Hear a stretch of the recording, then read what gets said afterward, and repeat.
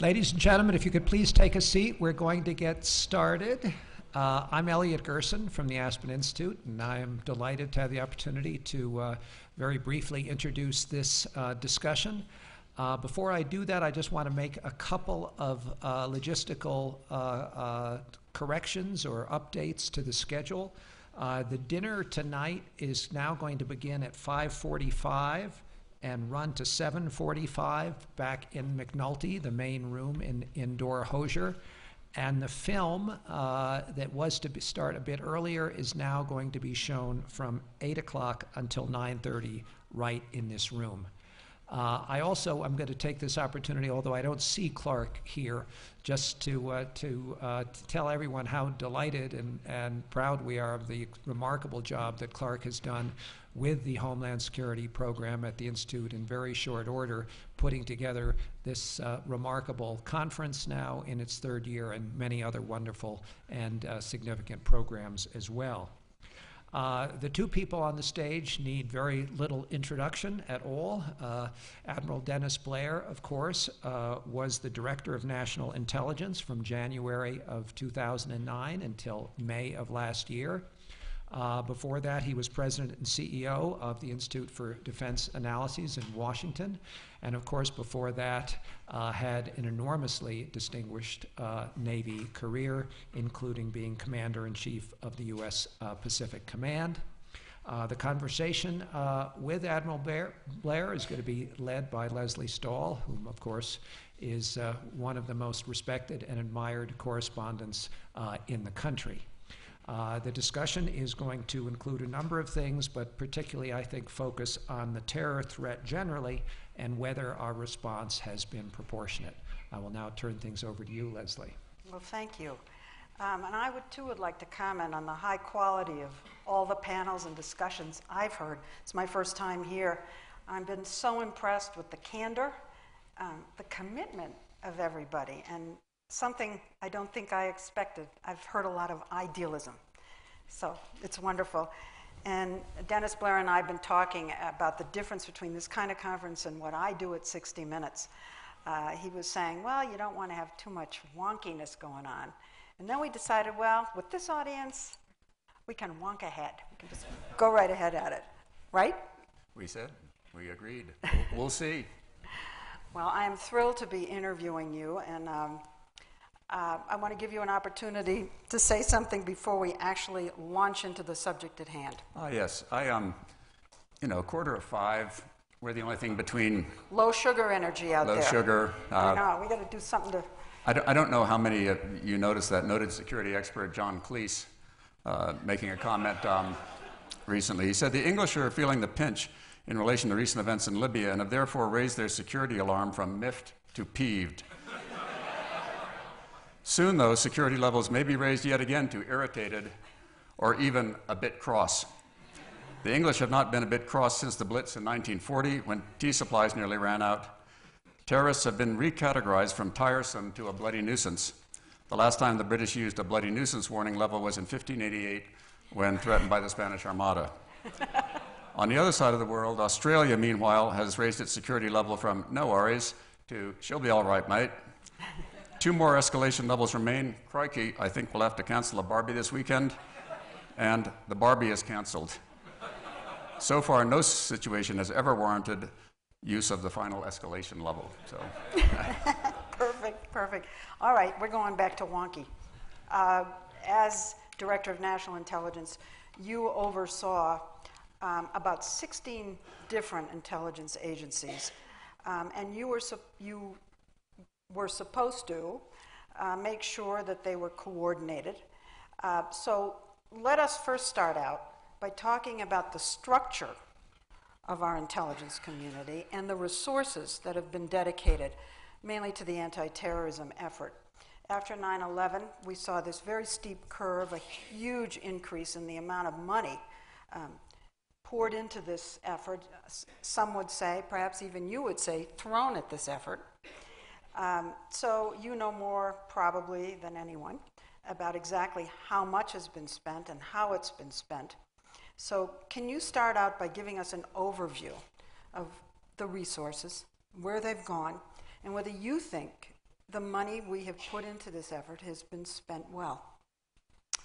Let me start out with the first part of your question about the integration of the intelligence community, since that is really what came out of the 9/11 Commission as being important. That's what the Office of the DNI was established to do.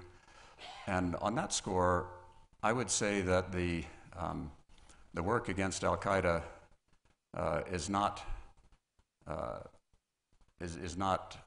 something that we should judge the degree of integration of the entire intelligence community by. Every American who saw 9/11 was just driven to do something about that, and that feeling translated into the security community. So there was self-synchronization to an extraordinary degree, just driven by the enormity of what had caused it. I think we've heard both Mike Leiter and Eric Olson talk about that. People, especially at the working level, no kidding, didn't worry about who got the credit, wanted to bring their information to share with others. Everybody recognized how horribly we've been let down by the stovepiping that preceded 9/11. So as far as like any You mean as far as sharing information and all of that?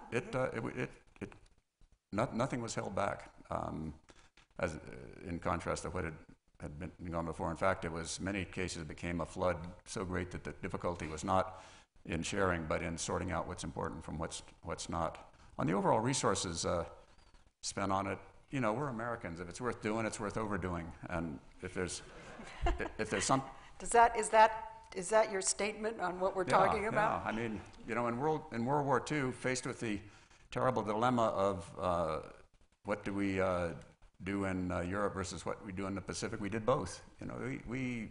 We throw a lot of resources at things. We're all Texans. And that's what we did after 9/11. I think that I think now is the time to take a look at it, not just because there's a federal pressure on the overall federal budget, but because it is the right thing. And the figures are kind of staggering.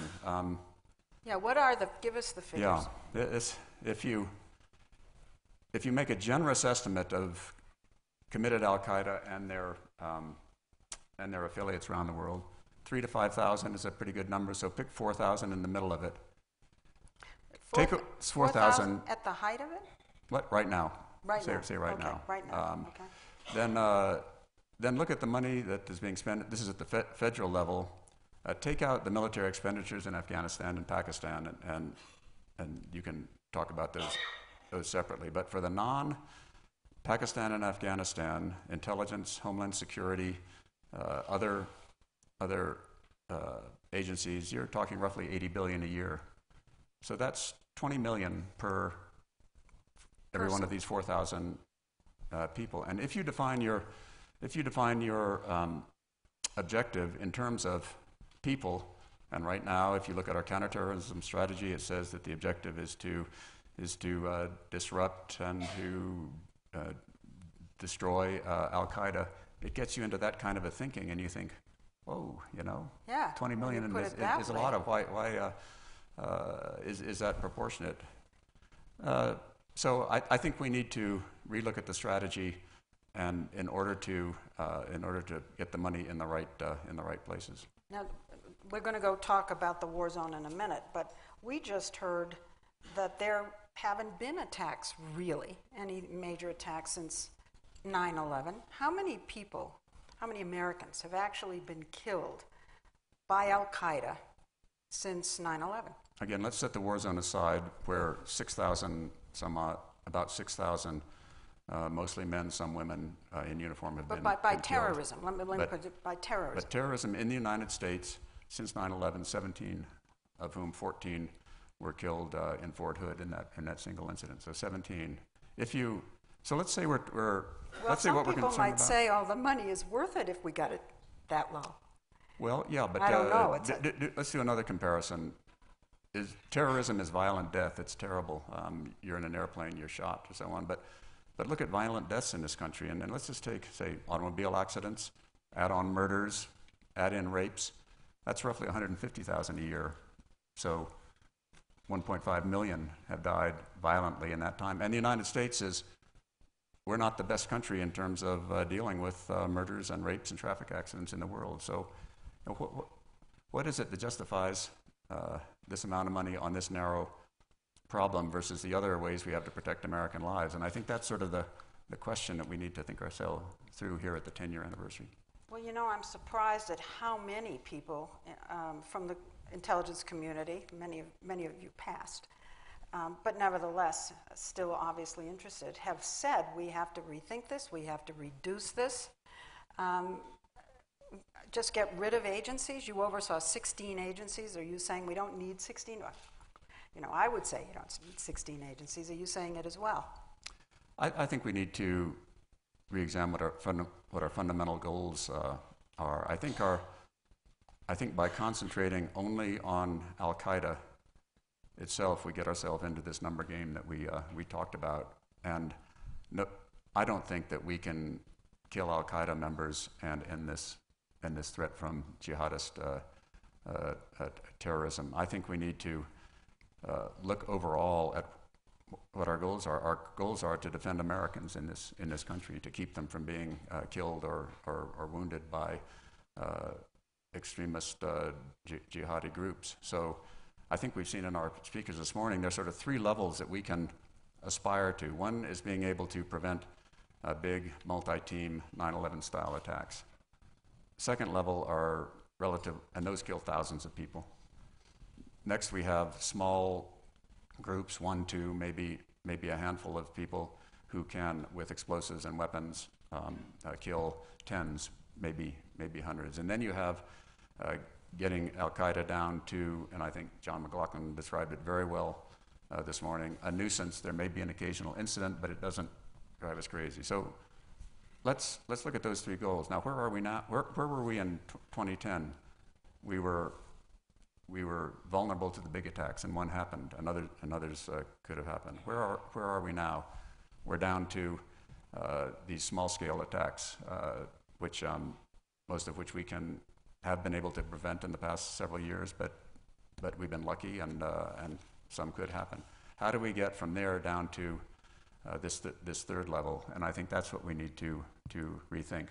You know, as I've been sitting here over mostly today and listening to so many of you talk so seriously about the threat, one thing really struck me, and it was in a panel with John McLaughlin and Charles Allen. I think it was John McLaughlin who mentioned that al-Awlaki, the man who's running Al-Qaeda in Yemen, that his objective, and he has stated this in a magazine, is to force us to spend so much money to fight terrorism that they break us financially.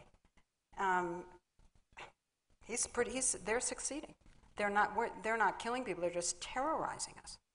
And they are certainly causing. So they're winning in that sense. We may have kept the body count down. Right. But they're breaking us. Is that fair to say? Well, I don't think so. I mean, look at the financial crisis we're in Washington right now. Right. Again, but you're not going to either solve that by eliminating all terrorism or all expenditures against terrorism, nor are the expenditures that we're making going to really move that needle. I mean, I think that one thing that we have to deal with, it's a reality, is the world has become more dangerous to people who want to kill a lot of Americans, whether they are jihadi terrorists, whether they are people who have a beef against the government or the country from another point of view. And I think the days when we could all lived in houses where we walked out of the house and left it unlocked, and all are gone. And all of the things you heard talked about in this previous panel, the things that we just have to do for mass transit systems, the things we have to do for aviation, I think we need to continue to do, just because perhaps the jihadi terrorists have taught us how to do it, but a lot of other people have learned the lesson, and there are going to be the crazies out there who want to do it. So I think that the price of doing business in terms of living the life that we want to live, going to sporting events, using the plane system has gone up, and it's probably gone up to the tune of $50 to $100 billion. So I think we sort of have to do that anyhow. Then we get to what do you do against these foreign jihadi terrorist groups? Well, I'm going to come back and ask you again about where we do begin to pare back. But first, let's go where you just went. Let's go to the war zone and talk about how much money we're spending on intelligence, military and paramilitary operations.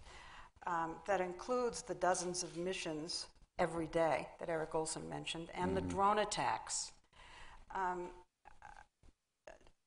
How much are we spending on those kinds of operations overall? Is that the bulk of the $50 billion? No, that's not the bulk of the 50 million, and it's only a small percentage of what we're spending in the entire war zone, which in Afghanistan alone, where we have over 100,000 troops, runs about $1 billion every 3.5 days, $2 billion a week, $100 billion a year. Well, And the drone. I want to know what you think of those operations. What I think of how we're doing in Afghanistan. I want to know what you think in terms of the feasibility of going forward with the special operations, military operations, dozens a day, and the drone attacks.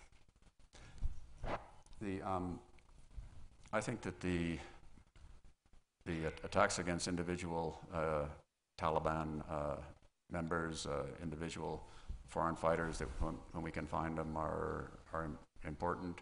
They made a huge difference in Iraq when we first put that combination of conventional forces and special forces, empowered by very good intelligence together.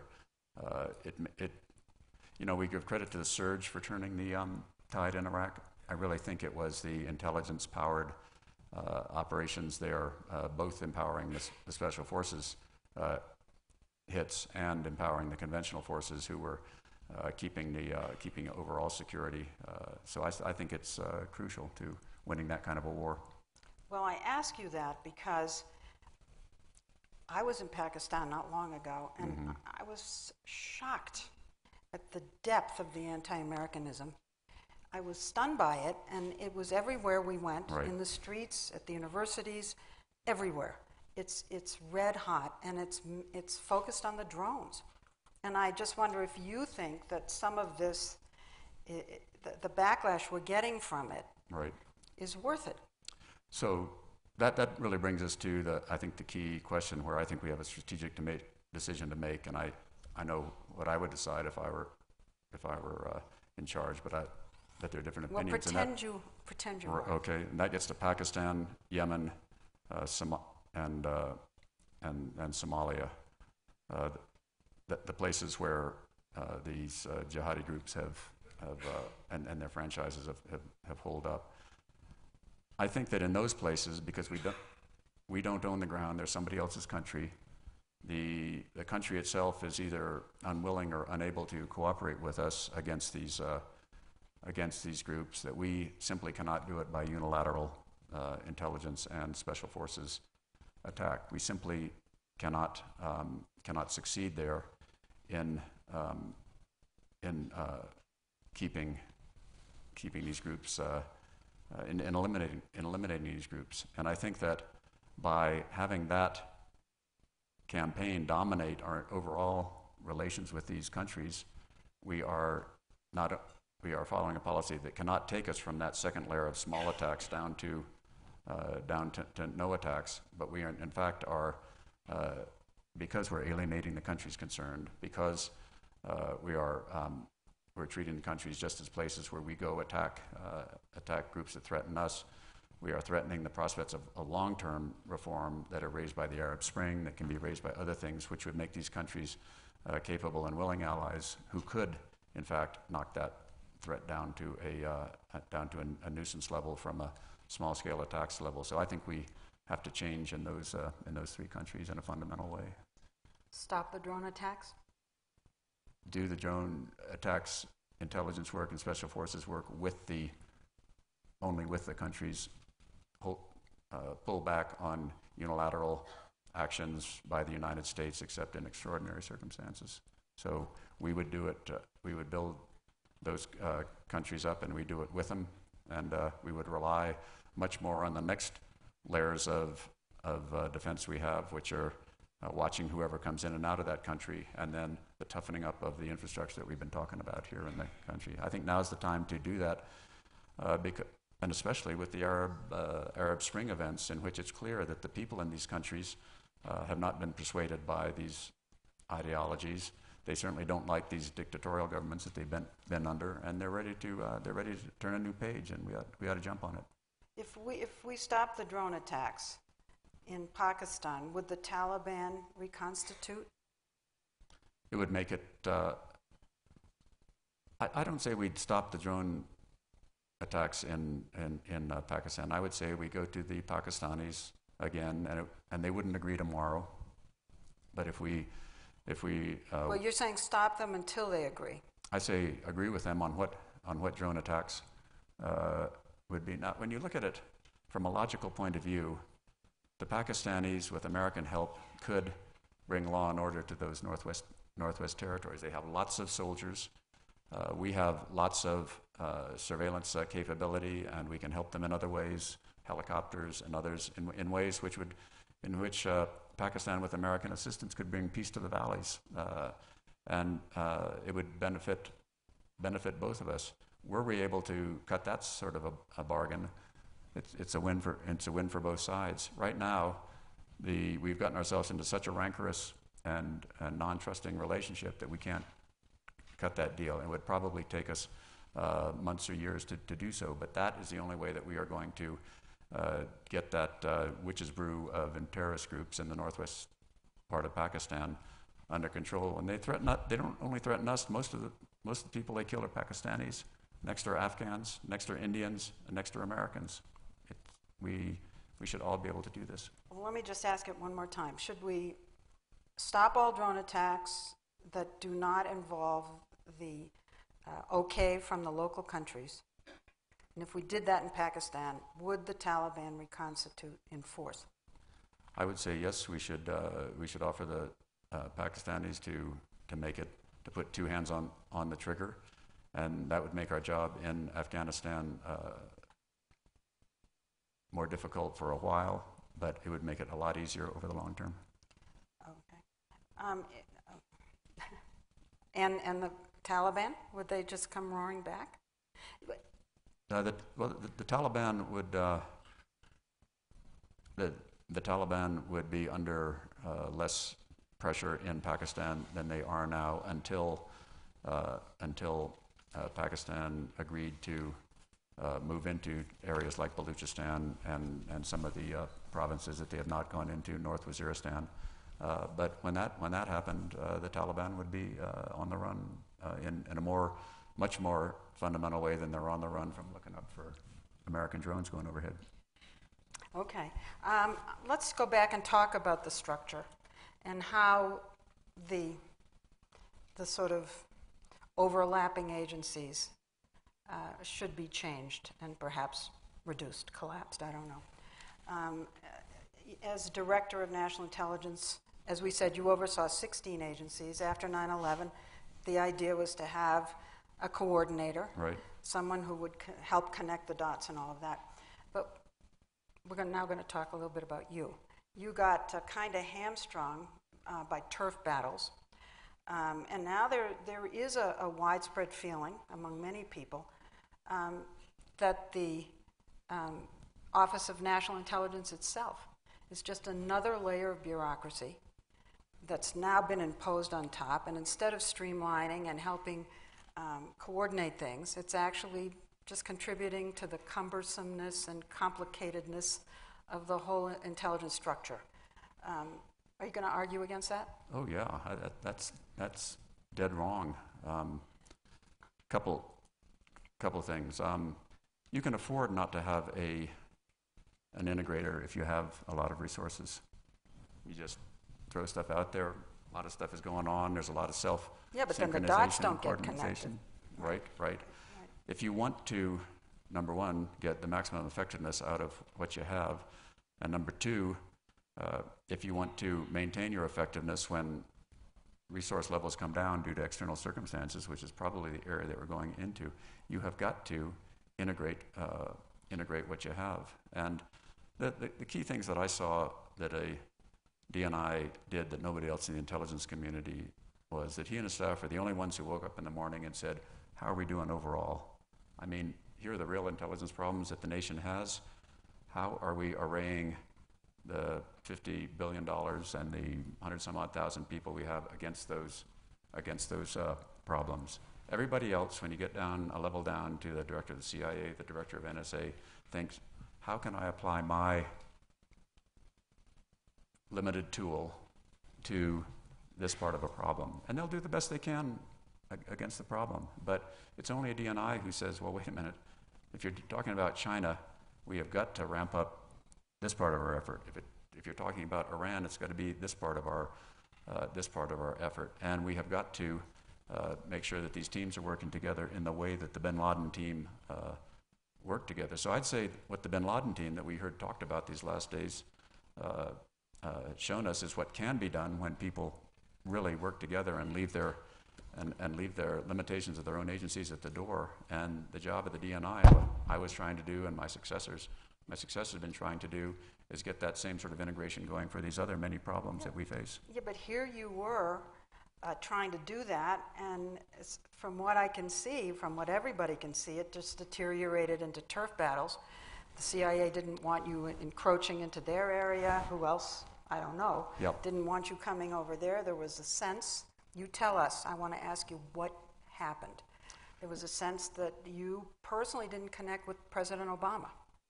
So tell us your version of what happened. Was it chemistry with the president? Was it that Panetta was just a great turf battler? What went wrong? I try to keep the personalities out of it, and you and I are different on, as we talked before. They want to know about personalities. These wonks out here, they do too. But I watched this. I watched the armed forces go through this in the late 80s and early 90s with the Goldwater-Nichols reforms, which again put a lot of happy children into an orphanage and told them to do well. I remember I was a commander in the Navy at that time, and I wrote papers that I'm now embarrassed about that said, we don't need to be joint. We just need to bring the other services up to Navy standards, and we'll be in good shape. And I was wrong. In fact. Why were you wrong? In fact, and what happy children who are put in orphanages are afraid of is losing their individual service identity. They are afraid that their home base organization, from which they derive most of their orders and their self-worth and their identity and all, will be somehow submerged in some formless mass of things. But what we found in the Department of Defense is you can be a proud Navy person and proud of how the overall team does. You can be a proud Marine and yet excited about what the team does. Many in the intelligence world haven't realized that, and they had the same reaction that I saw in the armed forces in the 90s, saying that we're just going to be knocked down to the lowest common denominator. People don't know how good we are. It'll be done. And the agency, frankly, that has that to the greatest extent in the Goldwater-Nichols era was the Marine Corps, and in intelligence integration, it's the CIA. But get back to what happened to you. A lot of that behavior goes on. Get back to what happened to you. Tell us in your words what happened, because you know what the reporting's been, and right. It has been a lot about personality. So you tell us. Right. Version. No, it was about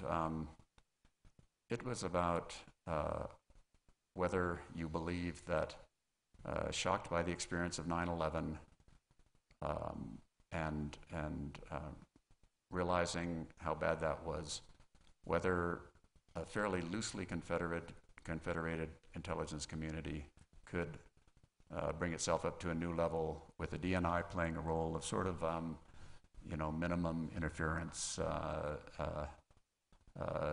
helping where you can, exhorting, or whether you think that to bring up the intelligence community to a new level, you need a DNI who, no kidding, tells different agencies what to do, even when they don't like it. And when they appeal to the White House and say, he told me to do this, the White House says, go talk to him and That's and not what but that's happened. not what See, happened. the White House always sided against you. Not always, Well, but enough so in that the big public ways. So if there was a battle between you and Panetta, it seems they sided.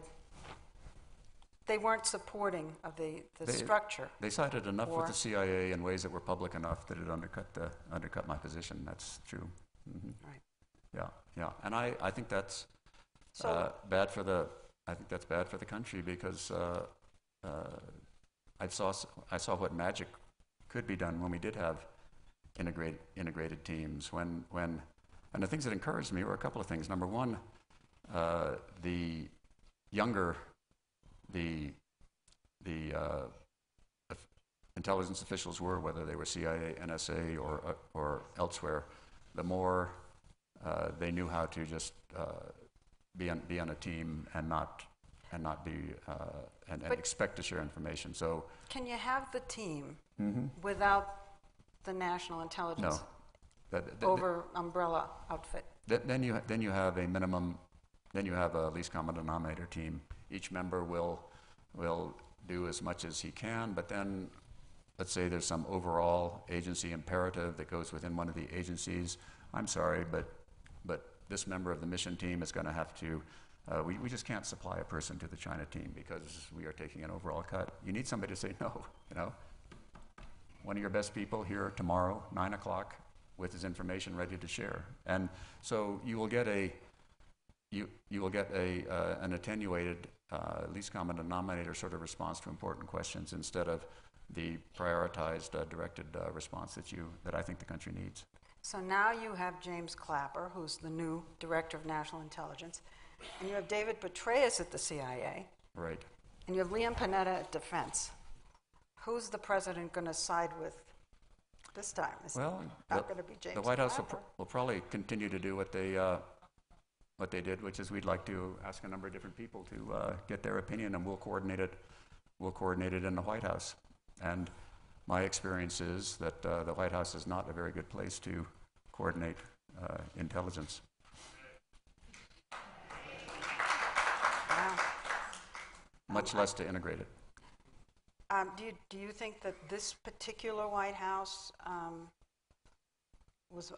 I've seen this in print, that this particular White House micromanaged the intelligence community way too much? I think that if you look at the people who came into the White House on the national security side, they were not the people who lived through 9/11 from the inside. And as we heard this morning, of course, the integration of the intelligence structure was imposed on the executive branch by the legislative branch. The Bush administration thought it was a bad idea, but to its credit, said, okay, if that's the law that's passed, we'll do it. And then over time, took a series of actions that moved it along the way. My predecessors, John Negroponte and Mike McConnell, made moves along that direction. I mean, these things don't happen quickly. The happy kids in the orphanage have to learn over time. But when this administration came in, there just weren't many people on the president's staff, nor the president himself, who had been through the consequences of a stovepiped intelligence community. They saw that the sharing that went on seemed to be okay for them. They didn't see the opportunity cost of not pushing it, and so they were happy with what they saw, and they wanted to stick with it.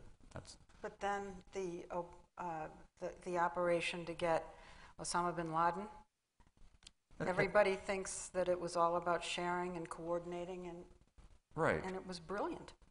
It was brilliant because of this was done by people who'd been working on that thing for 10 years on the military side and on the CIA side. The heroes in this thing are not any of us who had the high-level jobs. I mean, cut it out. These were the team who'd been pursuing him for 10 years, and these were the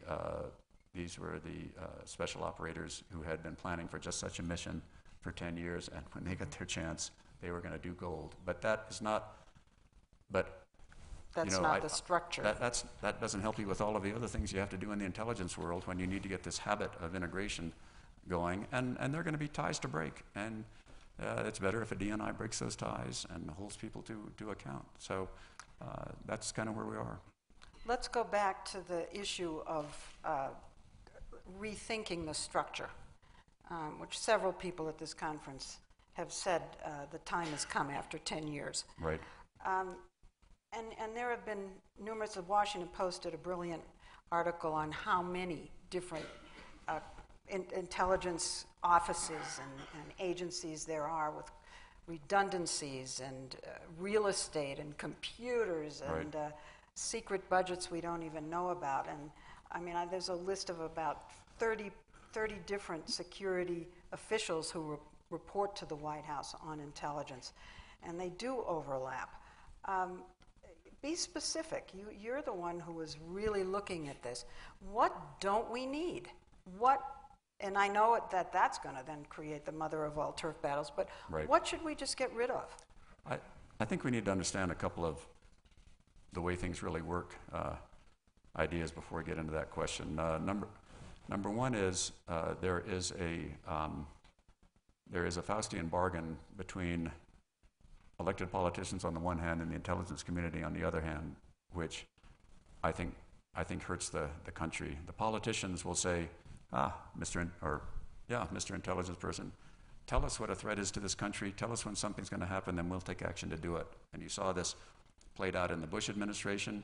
Gosh, if the intelligence community had just told us that 5 armed teams were getting on airplanes in Portland, Maine, and Akron, Ohio, and we would have done something about it. So you intelligence people, do your job.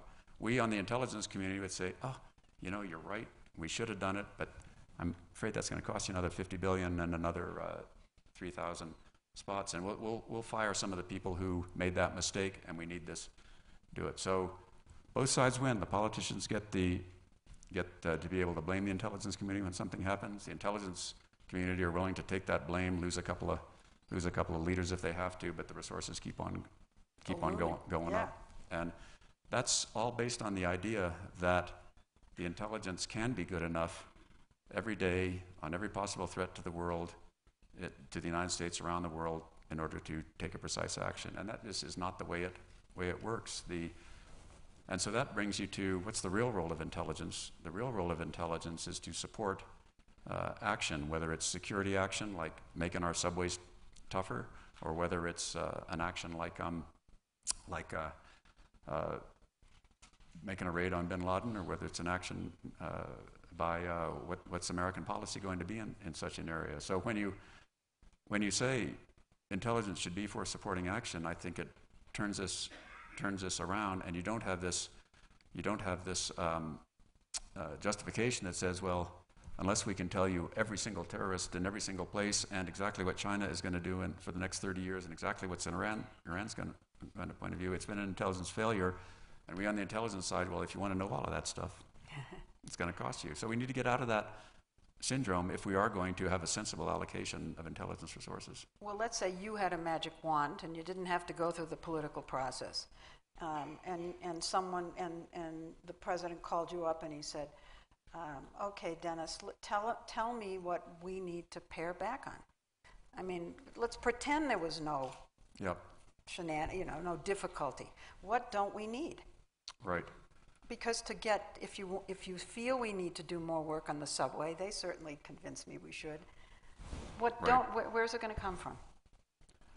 I think to make that, I used to have a wonderful friend who came in the intelligence community, and when we get a question like that, would say something like, "In a properly functioning government," and then on would come some idealistic thing that would never work. But I think that a decision about the amount and kind of intelligence has to be made in a discussion between the policymakers and the intelligence world in terms of what things does that president and the key action officials really need to know, and what things are they willing to take a much lower level of intelligence on, run the risk of being surprised, but knowing that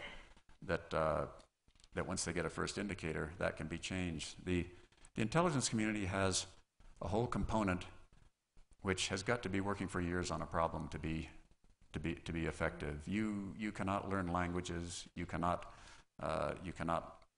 penetrate deep into a society with human intelligence. You cannot really get to know people who can tell you where key countries and groups in the world are going, and that's got to be a long-term investment.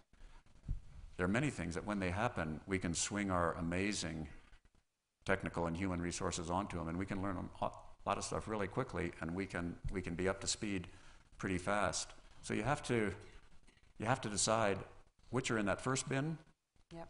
and which are in that second bin, and realize that you're going to take a calculated risk in that second bin, and when something happens in that second bin, not say, "Oh my God, another intelligence failure. They didn't know that in Swaziland, the prime minister was sleeping with the king's wife, and therefore you got to accept that." And when you do that, then you can say, "Okay, got it. Now here's where we put the intelligence resources. This is going to be long-term stuff. This is the stuff that we can swing around when something happens." And I'd say you can reduce the intelligence budget that we spend now by a fair amount. But if you have this bargain I talked about, in which if you, the president, say, "Damn it, I should have known about the Arab Spring. I should have known the name of everybody who was there. I should have known exactly where the opposition figures are, and it's a failure that you didn't tell me," then I'm going to say, I need more. I need more. And so that's the conversation we have to get in. Now, there is a process that does part of that. It's called the National Intelligence Priority Framework. It's an actual list of what are the intelligence challenges, and what are the and how will we array our existing intelligence collection analysis resources against them. And that works pretty well for what we do with what we have now. But you have to extend that to, well, what do we want to do in the future, and what are the resources that we're going to do against it? So out of that conversation, I think you can come up with some smart stuff. And the big savings on this will be through integration, because in the intelligence community, we play a lot of kids soccer. Everybody's around the ball and nobody's out playing right fullback. And it's really the DNI's job to say, no, this is, we are going to get 90% of what we know about this priority through signals intelligence. So CIA with your human intelligence, you go do other stuff, or the reverse. And so we've got to make those hard decisions for the future based on this, and it needs to be explicit, it needs to be agreed, and then we've got to agree that when you miss one in this lower tier, and we're scrambling to sort of find Somali dialect-speaking linguists where we didn't hire any and haven't been training for the last 20 years, and scoop them up and put them in. We don't say, failure again. Mm-hmm. That's the way to do it. Okay, I think it's time for some questions from the audience. Kimberly Dozier, right in the middle. Thank you. Kim Dozier from the AP. Admiral Blair, you said we should, in the situation with Pakistan, cut a deal with them. Right. Give them more autonomy, more authority. Yet in the past few months since the raid, counterterrorist officials have said that every time they extend trust, tell them where a target is. There were 4 occasions in particular where they said, here's a Haqqani bomb-making site. Right. The militants were tipped off in at least 3 occasions, and they fled. Right. So, how do you trust them? Well, a couple of things. Fleeing Haqqanis are not doing bomb plots, so moving is better than staying still.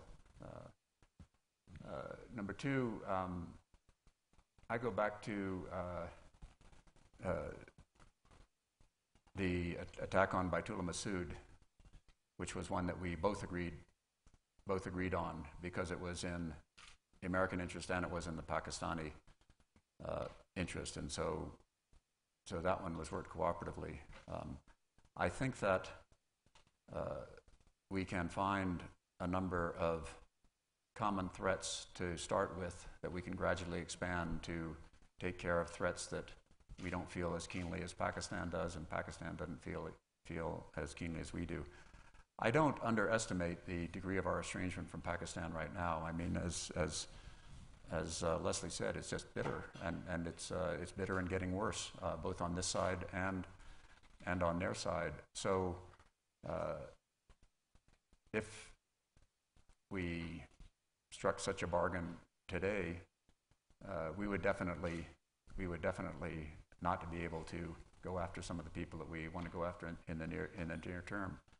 But I just see us with that strategy walking out on a thinner and thinner ledge, that even if we get to the far extent of it, we are not going to lower the fundamental threat to the United States any lower than we have it now, which is small-scale attacks and onesies and twosies who can get some training and some money and some explosives and kill several dozen people in crowded areas. The only way I can think of to get to that next area of making Al-Qaeda into a fundamentally irrelevant, even though some crazy every so often does it, is to have a partner in Pakistan who can patrol its own territory and take care of it. And I guess if I had a model in mind, I would point to Indonesia on the other end of the world. When we first began working with Indonesia, Indonesia wanted to have nothing to do with us. Felt that there was no terrorist threat, and then came the Bali bombing, the Marriott bombing, and Indonesia realizing that we should work together. Our relations with Indonesia were pretty rocky at that time, although not as rocky as ours are with Pakistan now. But we worked together over time, and Indonesians are pretty effective with our help right now on that score. And it's within the context of a much better overall normal relationship with Indonesia, in which every swinging visitor to Indonesia does not say, you need to cooperate with us on terrorism. That distorts our relations with big countries that we need to have sort of long-term programs to eventually work us into the same place with.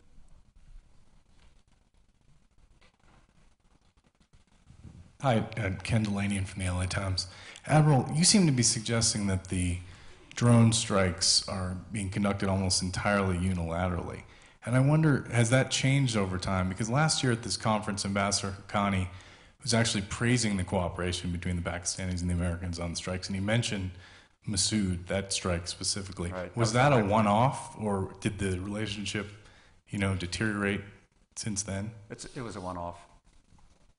Yeah. So the strikes are unilateral. I mean, they're based on American intelligence. It's not a secret that the big strike we didn't talk to the Pakistanis about, going after Usama. So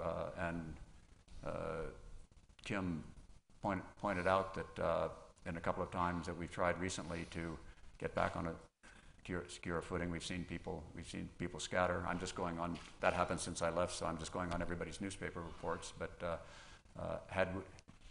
had something happened, I think we would have heard about it differently. So yeah, the cooperation and the trust has deteriorated. The common ground has gotten less, and the overall feeling both in Pakistan and in the United States has become more anti the other. But doesn't there have to be some basic acquiescence? I mean, couldn't they shoot down the drones if they decided to?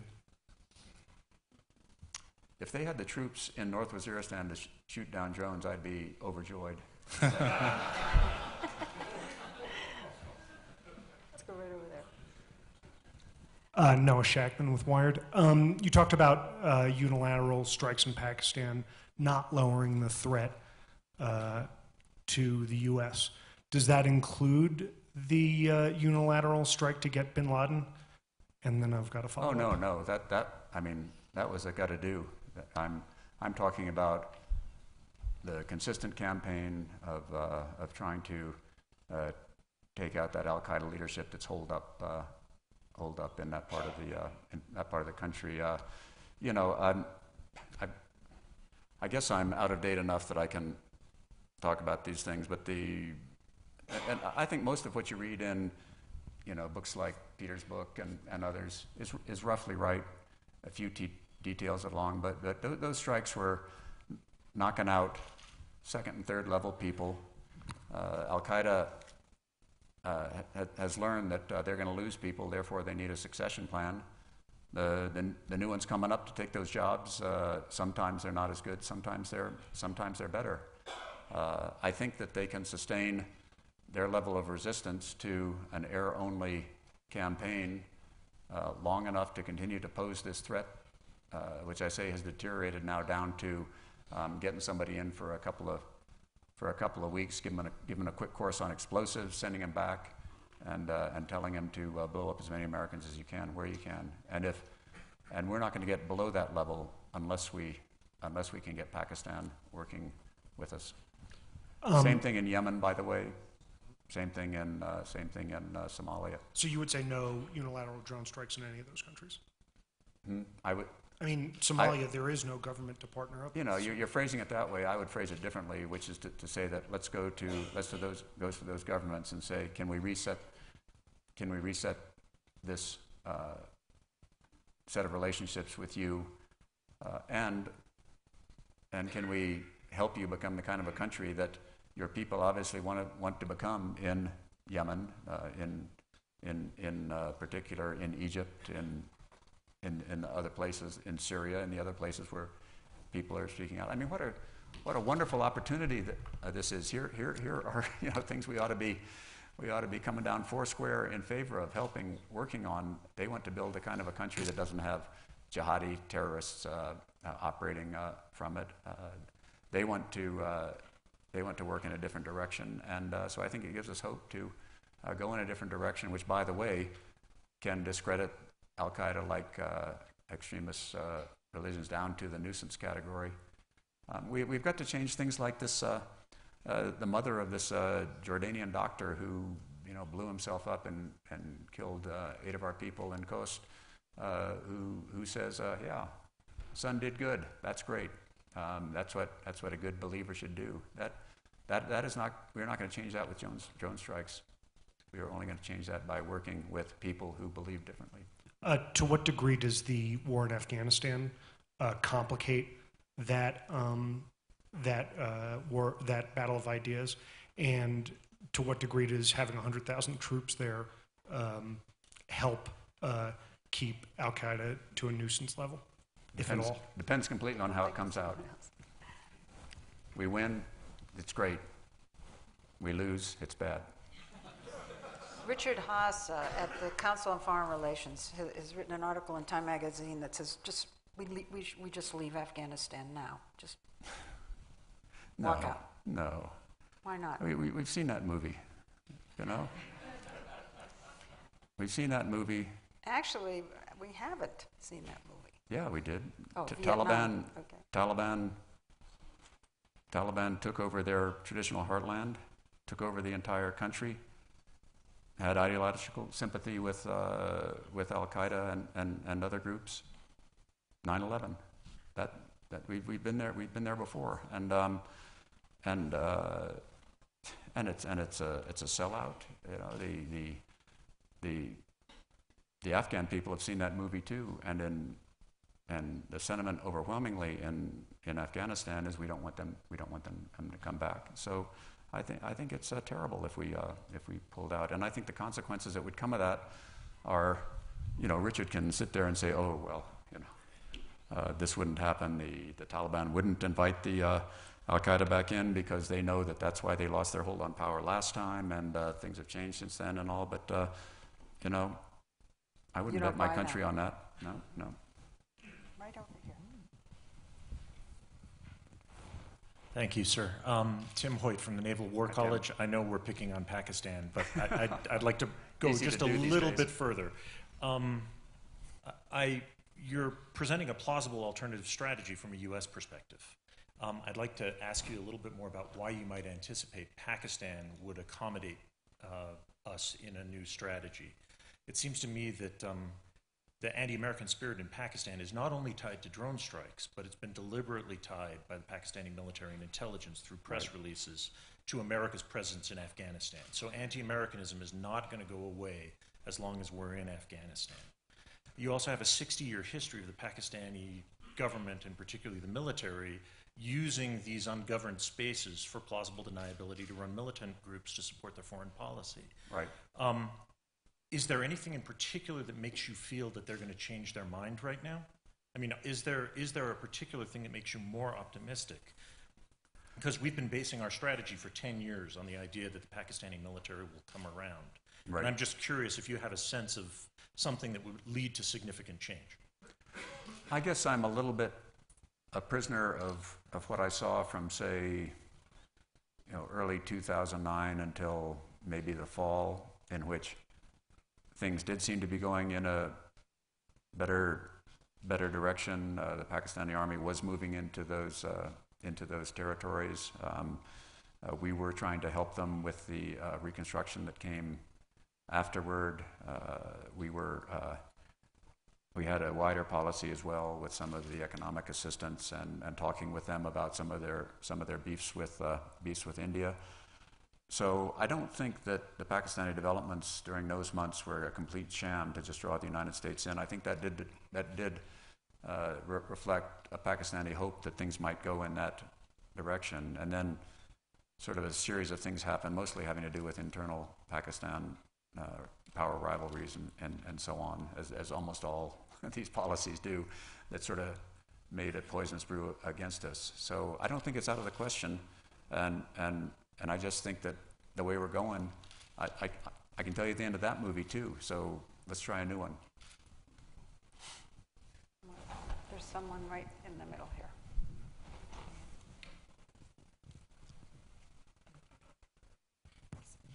Thank you, sir. Stephen Shapiro from New York. If we could focus a moment on domestic intelligence. Domestic intelligence is part of the ODNI's bailiwick. I have been doing some work on this through an organization called BENS, Business Executives for National Security. Right. And we are sort of, I guess it's the 10th anniversary look, so to speak, and it seems like this area is in a bit of disarray. DHS has its Intelligence and Analysis Office, which has collectors in the form of Coast Guard and Border Patrol, analysts that may or may not be analyzing, fusion centers out in the country, which are all of different standards, some of them working on floods, some of them working on gang activity, FBI out there with an intelligence department which is really designed to collect evidence for prosecution in court, not necessarily to be an intel organization. So there seems to be no pulling together of a domestic intelligence approach as it should be, and some even say it's not on ODNI's radar at all. So I wonder if you could address that issue on a structural basis. Thank you. Right. It certainly was on. It certainly was on my radar screen, and I'd say the positive developments were number one within the FBI in terms of the the shift that they made, both in thinking in intelligence terms rather than in law enforcement terms. I think Bob Mueller did a magnificent job in changing that emphasis instead of waiting for the criminal to make the act and then arresting them. They were in fact thinking in terms of trying to prevent it. I would say that the cooperation with some of the bigger, better resourced local police departments, New York, Los Angeles, Chicago, places like that, became good as they exchanged hostages and would bring people into the NCTC, had federal employees working with them. I mean, you can go a long way along this integration. There's a lot of low-hanging fruit in the early years just by exchanging people and saying, oh, that's what you can do. Oh, that's what you need. And good people make good things happen. I would agree with you that structurally we have not found a good model for it yet. And I think that from what I observed, the main structural impediment is, as a country, we have not made up our mind how deeply we want intelligence and law enforcement agencies to intrude into our lives. We have a hell of a lot less capability that we're able to use for intelligence or law enforcement purpose than does Google. Wow. And Americans seem okay with that. Not sure they know that. What's that? I'm not sure they know that. No, well, probably your kids do, or your grandkids. Yeah, we were talking about grandkids, but I think this is the big impediment I saw, and because the law enforcement agencies have pretty strict rules that they're used to working with in terms of an evidence, that restricts you in terms of what you'd like to do in an intelligence basis, which may never result in an arrest or something like that. What I've told all my friends in the legal profession and in Congress, there's the one breakthrough I would like to see in that area is to draw a distinction between taking action and gathering intelligence, gathering and keeping intelligence. Right now, the FBI, NSA, virtually every domestic or international intelligence agency is restricted very tightly in terms of the procedures that they can use to collect information and how long they can store it, what they can do with it once they have it. And this just limits us enormously, especially on the internet. What I would like to see is a rule that we have in some limited areas of law enforcement in which you can go collect the hell out of stuff. But when it comes time to say, okay, this means that I have to arrest Charlie Allen or bring him in for questioning, then we go to a judge and say, hey, judge, here is everything we learned. We think we ought to be able to go in and haul Charlie Allen in and talk to him. And the judge says, well, yes, no, maybe. Right now, we're restricted at the very beginning. And then the second piece is just how much of the trail of information about ourselves that we scatter around now, from our cell phones to our phone conversations to our internet to our credit card transactions, how much of that are we going to allow the government to look at in order to find the few bad apples among us? And if the answer is very little, that's an okay answer, but that means that the level of threat that we're going to have to endure is much higher, and I think we need to make that law. So I think those are some of the things you're seeing play out in that area that you do, and we're not there yet. I appreciate it. Did your office, how did your office deal with this when you were running? We were sort of in the kumbaya stage. We had a very fine Office of Outreach, and we would bring in groups that traditionally didn't talk to each other, put them around the table, introduce them to each other, and then do some of the minimum things that we could do to try to make sure that the easy wins were done. We really didn't get to these hard things of authorities and how far you can go, and it was just a bandwidth. Sometimes you want these panels to go on longer than they've given us time for. Unfortunately, we've run out of time. My husband always says the best talk is shop talk, and this panel proved it. Great questions, wonderful, thoughtful answers. Thank you so much. Thank you.